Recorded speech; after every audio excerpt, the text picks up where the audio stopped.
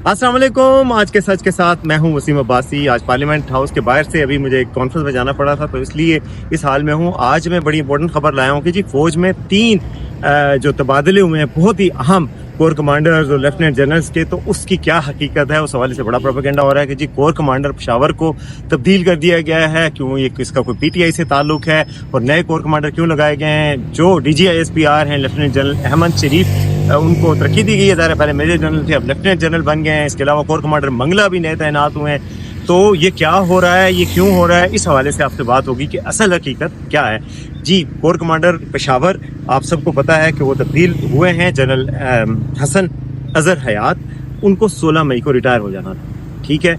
और 16 मई को वो रिटायर होंगे तो ज़ाहिर है उनकी जगह कोई और तैनात होंगे। उनमें नए जो जिनको प्रमोशन दी गई थी, मेजर जनरल उमर बुखारी, उनको अब कोर कमांडर पेशावर लगाया गया है। और ये बात सही है कि कोर कमांडर पेशावर अब तब्दील हो गया। मेजर जनरल उमर बुखारी जो कि अब लेफ्टिनेंट जनरल उमर बुखारी बन चुके हैं, वो अब कोर कमांडर पेशावर हैं। तो उसकी वजह ये नहीं है कि उनका पीटीआई से कोई इख्तिलाफ या कोई और वजह है, बल्कि ये है कि तकर्रुर और तैनाती ये होनी थी। अच्छा, अस्करी ज़राए से पता चला है कि ये जो इन 3 की जनरलों की तकर्री हुई थी, अभी 10 मई को ये तकर्री हुई है।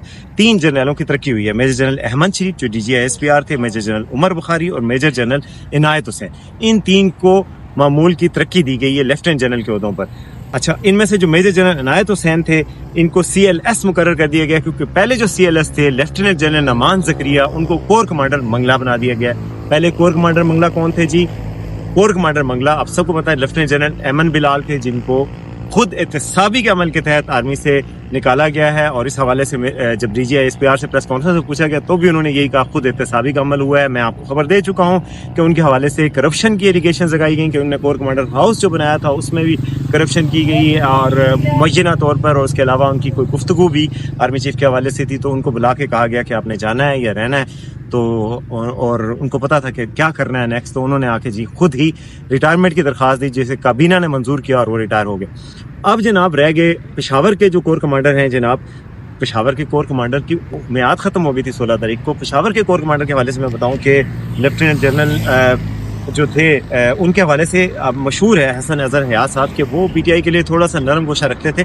और अली मिन गंडापुर साहब ने उनके साथ अफ्तारी की थी जनाब, और सारे बैठे थे। लेकिन उन्होंने वो इंतहाई करीब थे मौजूदा आर्मी चीफ के जनरल हाफिज जनाब आसिम मुनीर साहब के, और बड़े अच्छे राब्ते थे। उन्होंने उनके हवाले से रूमर्स चलती रही कि जी वो कोशिश कर रहे हैं कि पीटीआई और फौज के दरमियान डील हो जाए, फौजी क़यादत के दरमियान, ये इस हवाले से बातचीत चल रही थी। अभी जो है वो ऐसी कोई बात नहीं। और ये ठीक है कि वो थे, लेकिन उनके आर्मी चीफ से बड़े अच्छे ताल्लुकात थे, बड़ी अच्छी उनकी बातचीत थी, और यानी बहुत करीबी समझे जाते थे।